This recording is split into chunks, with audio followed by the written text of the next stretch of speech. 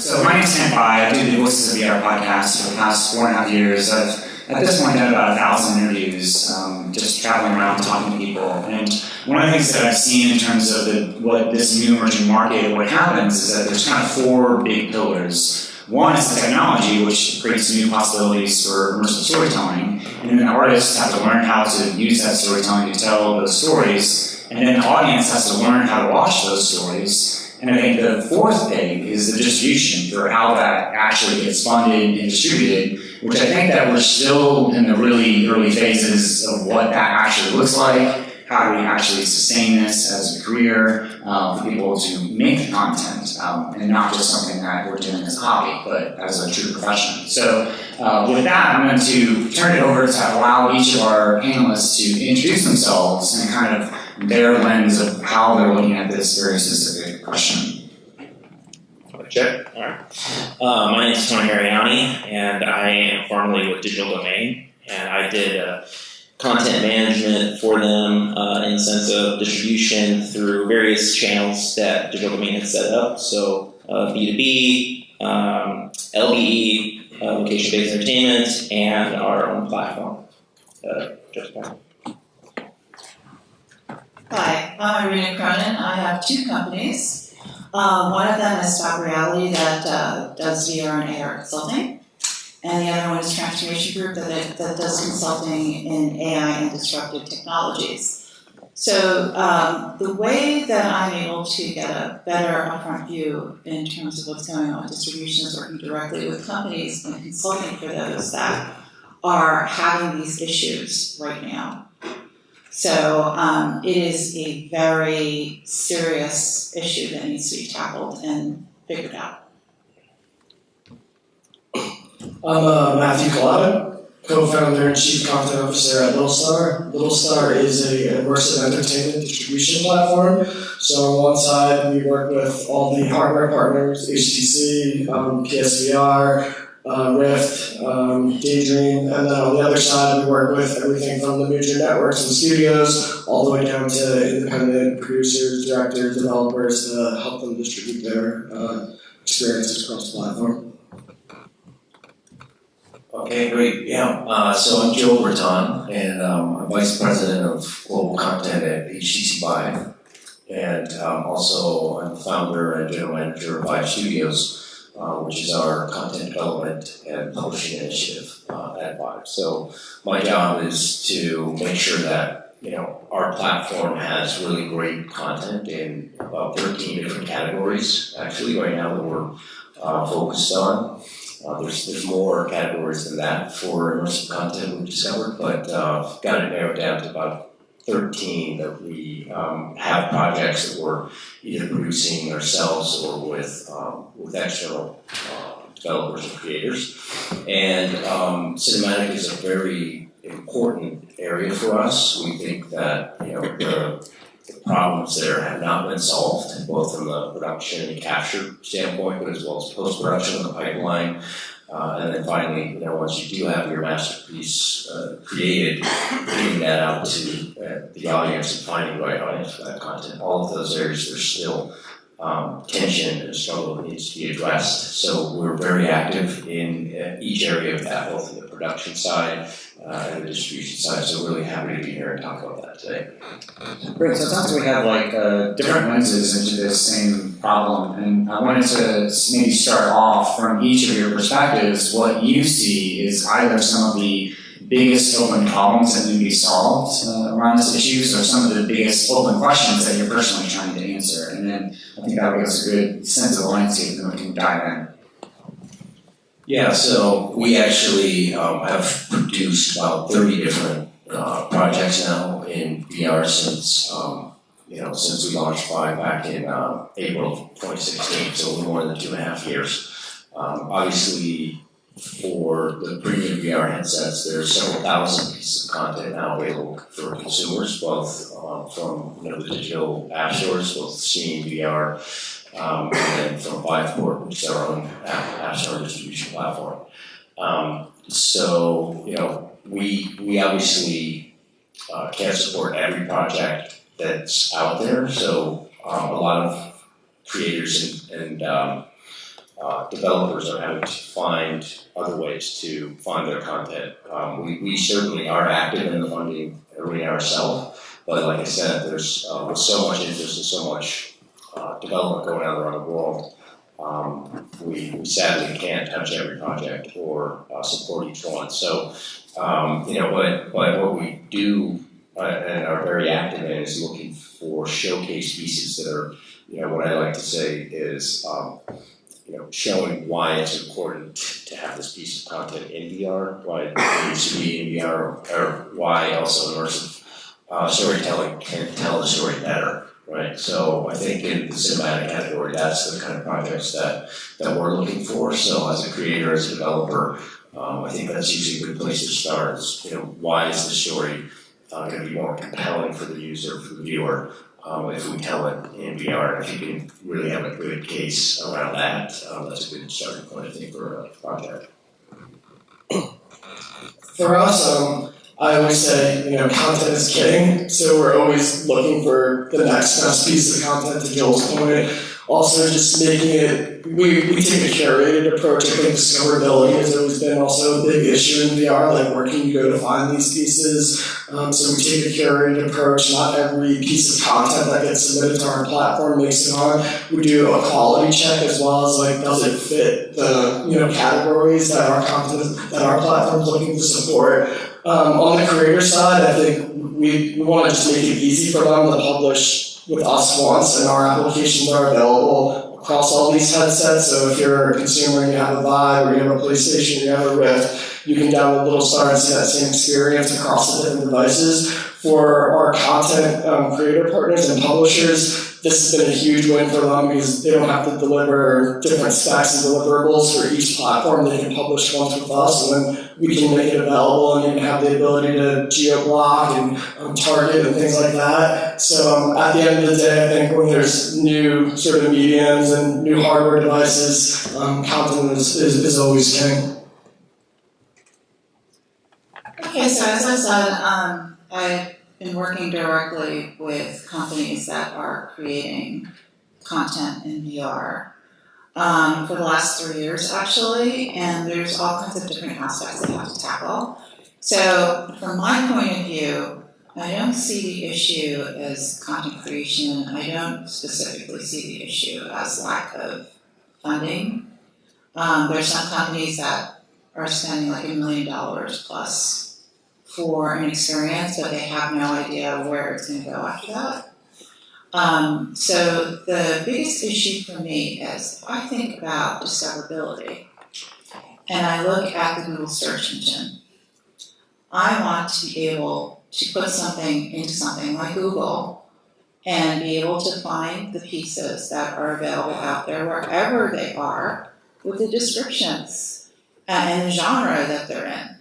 So even thinking about like movie theaters, so many people are not going to see movies anymore in the theaters, but if you go to Google, you can put in a movie title and find out where it's playing wherever you're located and get all kinds of different information as well. And you can purchase tickets from that site as well.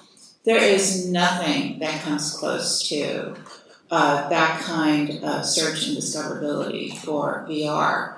And as a result, most people in the world don't know where to look. They go to one side and they're kind of lost, and they're busy. So they're not gonna, they're not on a mission to find VR. They're interested. So that is the biggest issue for me. I guess I have a different perspective because my whole thing in this immersive space has been really about me being in the trenches to find content to then syndicate or sublicense to the various location-based venues, to telcos, to eventually the end consumers. One thing I do want to mention is this year actually was the biggest year on record for theatrical releases in movie theaters. Now, one of my challenges as a licensor or discoverer of content is that mention of saturation. there's a lot of saturated content that's out there, so having a difficult time trying to filter out, find what the content that's out there is actually good, and coming to film festivals and like Sundance or VIFF or South by, these different places to find that content is really important. But even then, it's like when beyond the festival circuit, okay, now where does that content end up? And so it's like my responsibility then to find that content at these festivals and then bring it into the hands of the telco operators and then try to sell it to them, right? At Digital Domain, they had a couple different platforms. So they had a B2B platform where they would then build a VR application for a telco operator or for a media company. But then once they built this VR application, the telcos or media companies, they had full, basically they were looking to create their own content for that platform. And they had full aspiration to do so. But they also realized they needed a foundation of content. They couldn't attract an audience with, maybe 5 or 10 pieces of content that they were going to create themselves. So it was my job to build a catalog of content. At one point, I think I had around 250 pieces of content that I could then turn around and use our sales team who are working with the telcos to then say, here's a catalog of content. Here's stuff that we can then turn around to you and sell it to you. And they would go through it, and we can make recommendations. You can call out things that are premium content and all this other stuff. I got a little distracted there for a second, but it was, for them, it's like they want premium content and they're willing to pay for it. Where the saturation comes in is more on the side of when you go to a platform like Steam, for example. Like there's a lot of content out there. It's really the only time you see it being promoted into the upper echelon of that storefront page is when it's on sale. Or if it's kind of tying into a theme that they're trying to push, right?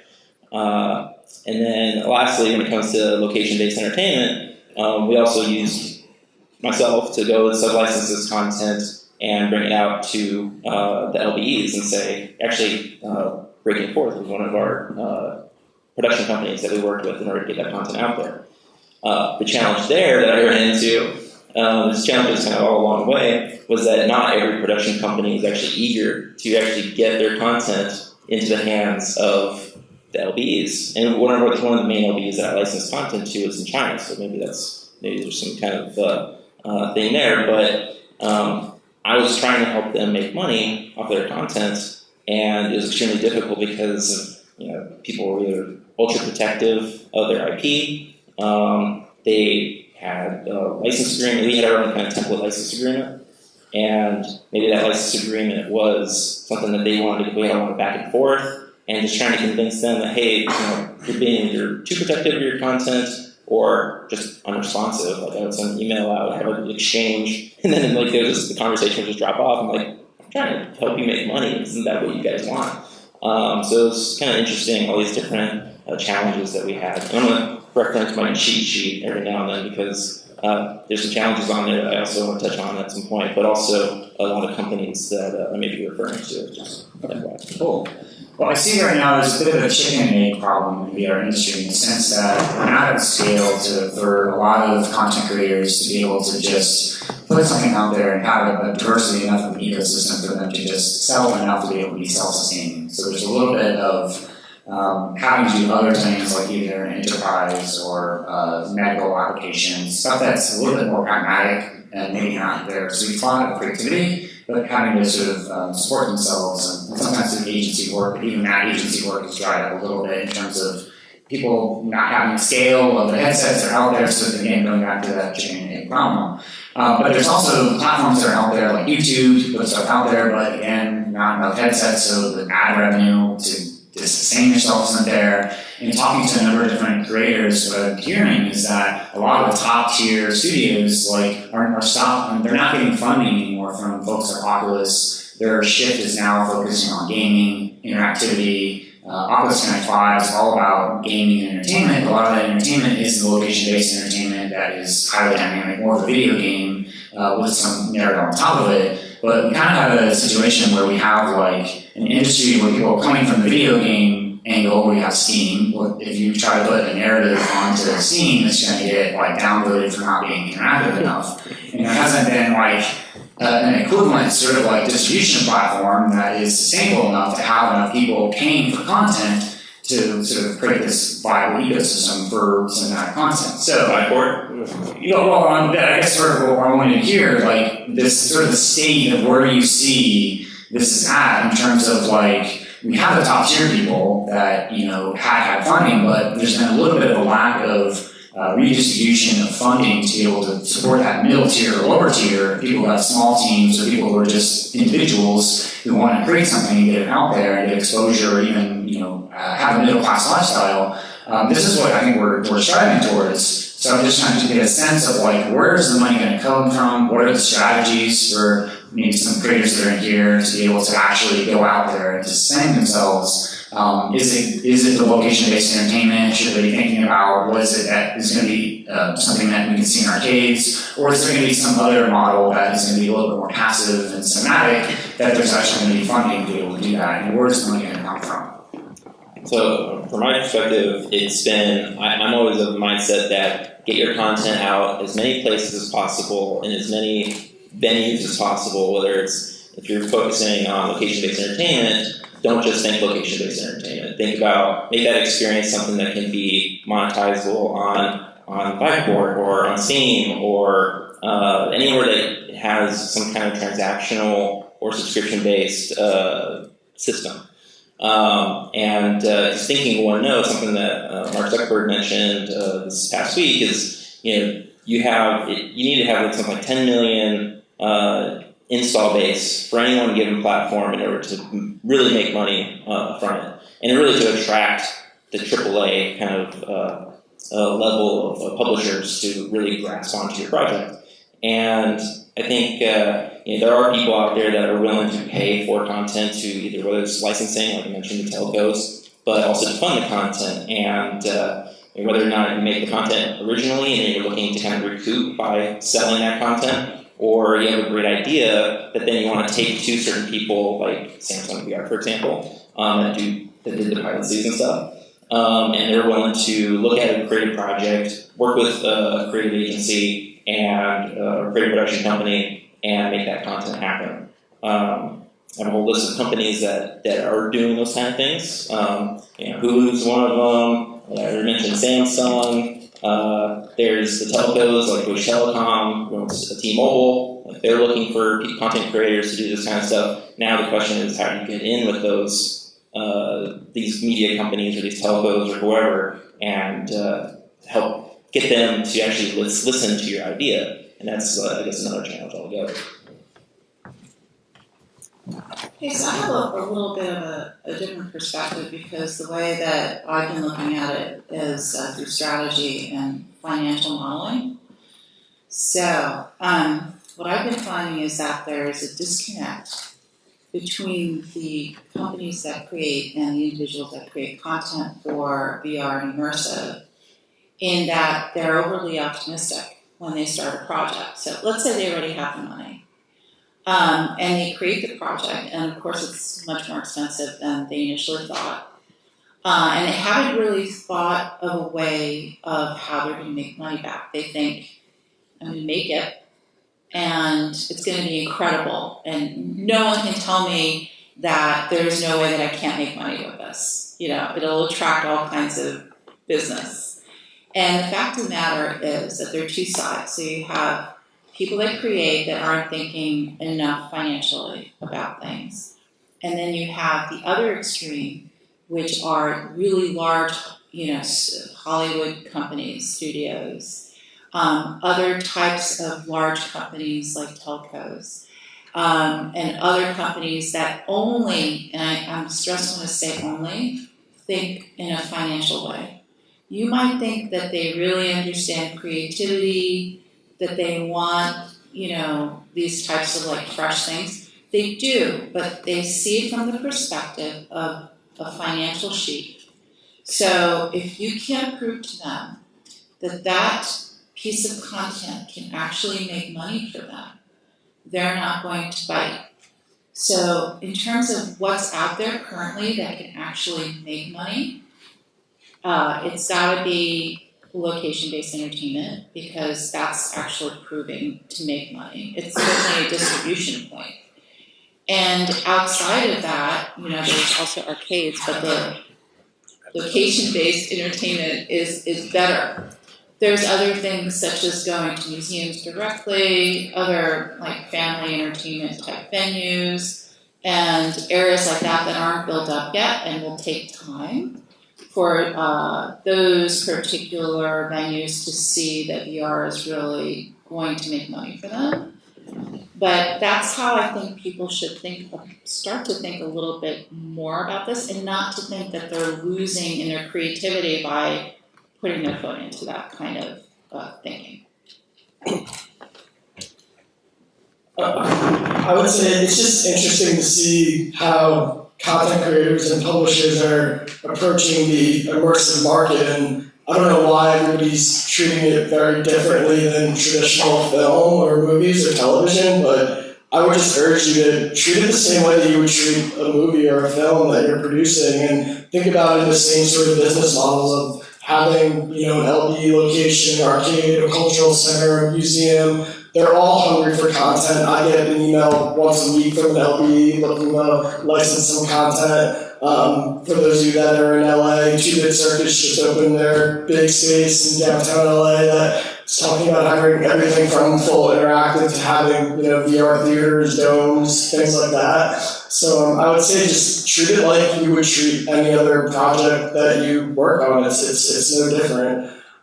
So that's definitely a big thing that I think content creators get caught up on. And then as far as funding, there is some coming from, the platforms, the hardware guys, some studios.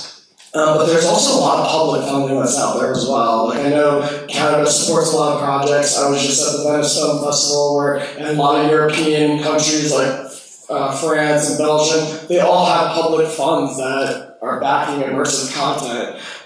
One producer we work closely with, Atlas Vive, their model is they'll go and get 80 or 70% of their funding from Europe and then come over here and get it topped off by a distributor here, and there's just a lot of support out there. So there are areas to find the money, you just need to look in the right places. Yeah, I actually disagree with Mr. Zuckerberg on this 10 million number. I think it's actually much higher than that. I've been creating content for video game platforms for my whole career, and usually, 10 million is a good start. That's a good quarter. That you should start out with. I think Nintendo Switch did 18 million in their first quarter, right? So then that became a viable platform almost immediately. Right, so getting that 20 to 25 million in your first year is where you can really get things kicked off. Now, we're clearly not there in immersive, distribution and sort of headset sales at this point.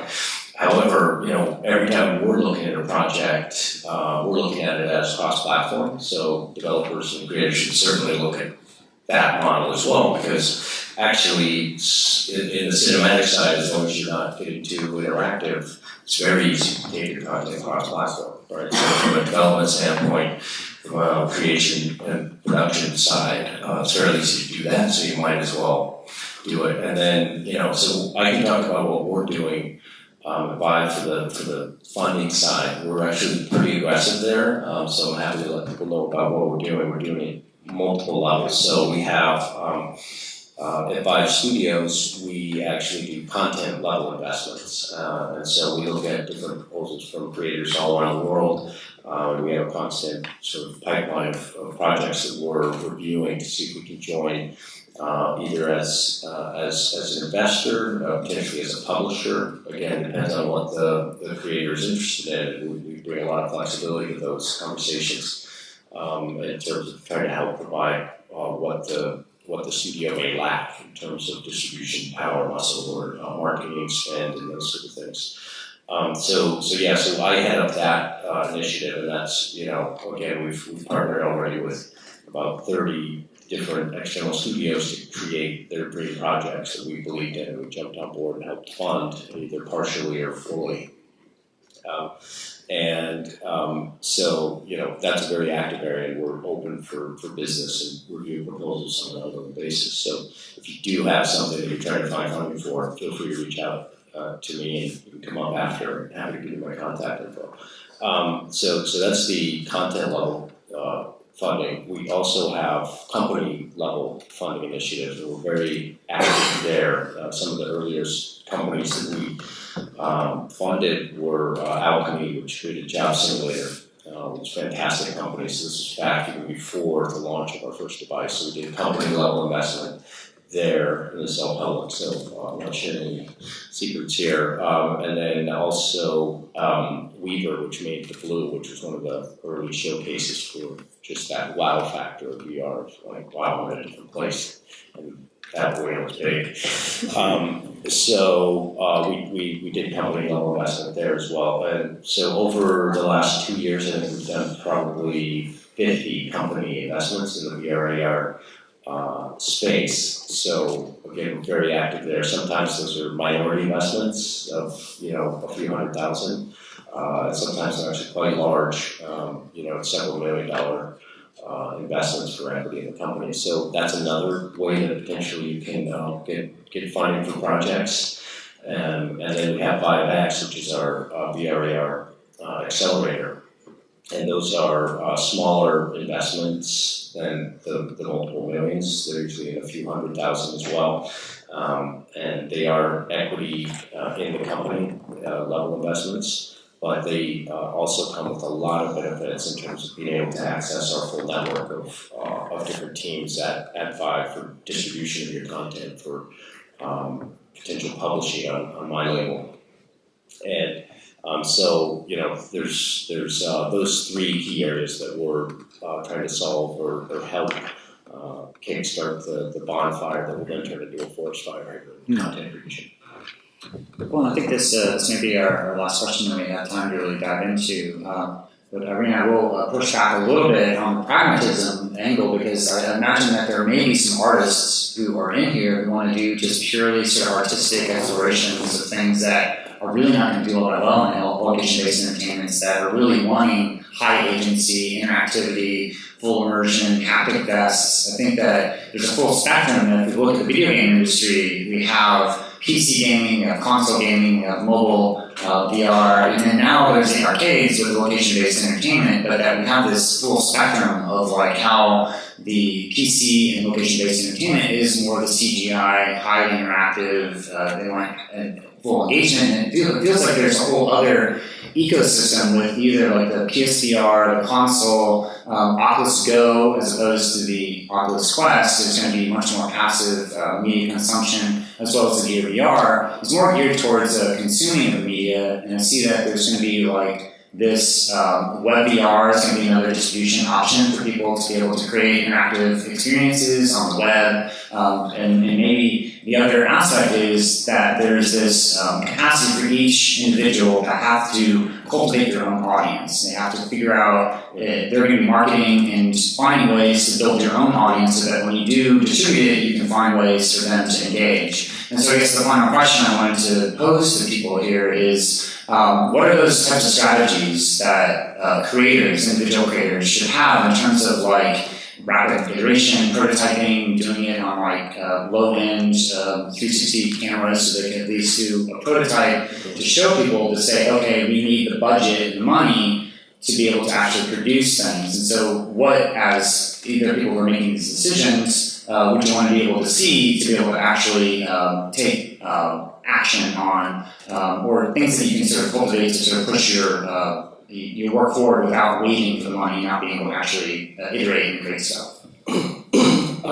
So I think that there's a few different ways. Obviously, like having some sort of demo or prototype is always great. I think it usually starts with a pitch deck that comes in. I also get a lot of deal flow from creators that are looking for projects and financing and things like that. So I think, it starts with a pitch deck, having some sort of prototype or, video or something to go along with it, even if it's a flat video, just to get sort of like the point across, a teaser or a trailer. I think that stuff works really well. There's a bunch of artist residency type programs that you can get into as well. I know that like Technicolor out in LA, they have their experience center where they support a lot of creators with resources and tools and things like that. I know different festivals have components of that as well. So there's different ways for creators to sort of get the ball rolling. If you have a body of work that you can point to already, whether it's traditional or immersive, I think like that also helps anybody that's going to write your check, get comfort around that type of stuff. Hold on. A chance to respond to that. Okay, so you addressed a number of things actually. So what I first want to say is for LBEs, I currently know of a number of entrepreneurs that are doing different types of things than what we're currently seeing in LBE. So it's going to be extremely interactive, and it's not going to be the type of thing in the box where you're, hollow deck or whatever type thing, or like a chair only. So there's a lot more stuff that's much more creative that's coming. So I would urge people who are doing the creative stuff to actually continue to be actually extremely creative, to think of new ways of bringing out narrative that is much more interactive if possible. I think interactivity is the way to go, by the way. The thing that needs to be thought about a little bit is who's your audience. So it's great to be extremely experimental, like Yoko Ono, let's say. But if you want to go somewhere with that, you need to be a little more wider than that. What you need for actually presenting for potential investment or in a museum or wherever you're trying to go. Yeah, you do need something that's a visual representation for sure. You also need to have an understanding of what that narrative is trying to show.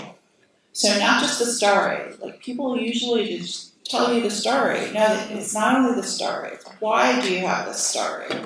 Why create something even if it's not in VR? It's got to have like a really serious backing and understanding for actually it being a story by itself. And then why is it in VR? On top of that, you need to provide a deck that's short, that's under 10 slides. Usually these things are too long. And for some reason or other, creators tend to leave out the people that they collaborate with. So you need to have that background in the deck because that shows the breadth of the seriousness and the stability with which you're building this thing.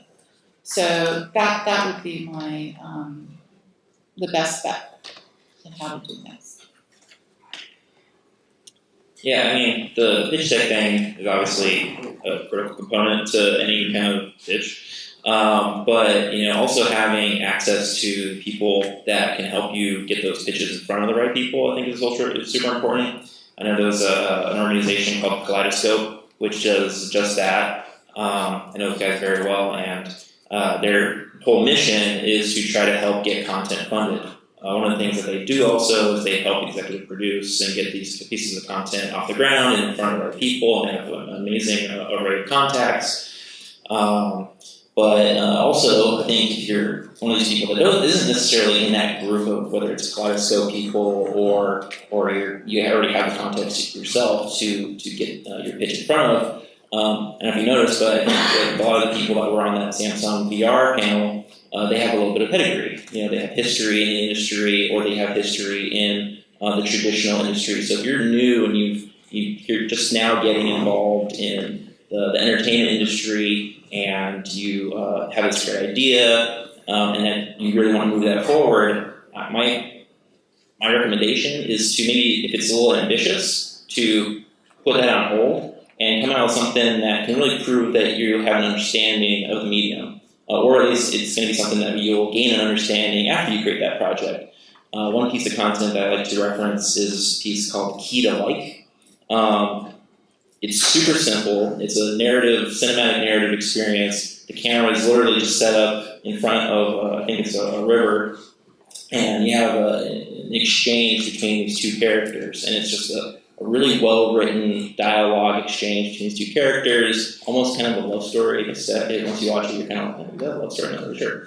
But it was just so well done, and it had some talent involved in it as well. But you could have talented individuals that aren't recognizable talent do that same exact experience, and that would be a great kind of proof of concept for something that may have a little bit more ambition to it. And then if you were able to show that at either a festival or at in a pitch meeting and say, look at what I did before, I want to take this to the next level with this pitch or this idea, that just gives you that much more ammunition to hopefully get funding from Joel's team or somebody like that. So that's my recommendation. I'll just comment on that just quickly. So I tell people all the time a pitch deck should just have 4 things in it. It should just have here's what the project is, here's why it's so awesome, here's how much it costs, and here's how long it'll take. So if I have those 4 things, then I can review a project. So I can be 4 slides. As a matter of fact, I prefer that versus 50 slides. Yeah. Okay, so that's on the pitch deck. And honestly, you don't need a demo. Like that 4-slide deck, as long as it's very concise and has a good overview of what the project is, that usually is enough to see, if we need to dig in further there and see if we need to get more details. So that's the pitch deck scenario.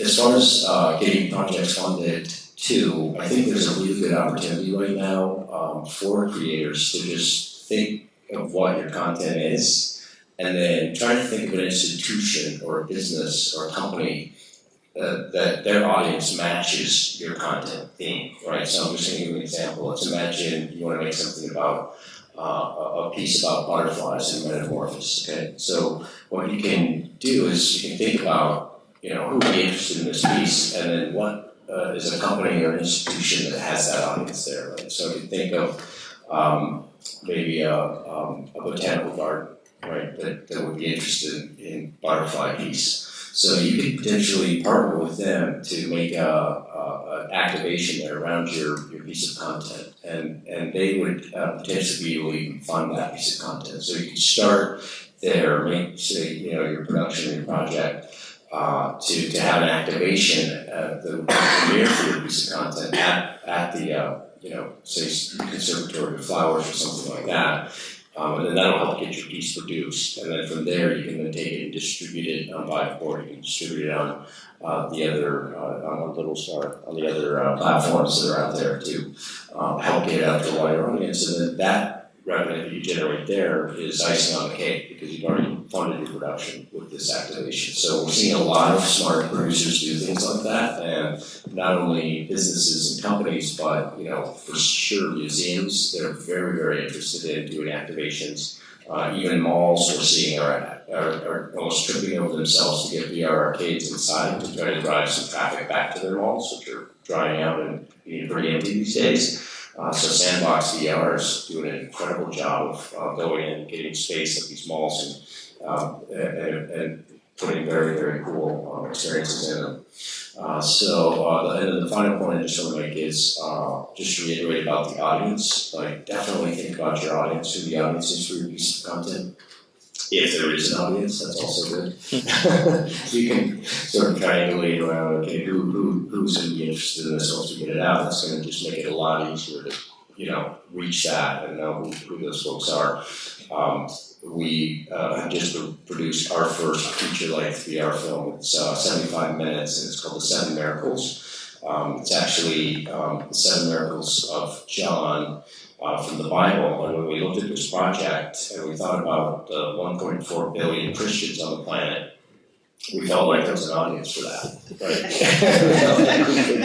and not only that, they're pretty easy to find that audience, right? I can go and showcase this at a mega church, for instance, and have not only 30 or 40,000 people hear about it right then, but also when it goes out on the televangelist channels from there, right, they have audiences of millions. So this is another way to look at it. It's like, is there an audience? So if you're making like a sports-based piece, yeah, there's definitely a lot of sports fans, right? There's a lot of those music-based pieces, a lot of music fans. So think about it in terms of that. And if your audience size is very, very small, at least make sure you can see where the channels that how you're going to find them. Should let them know about your content.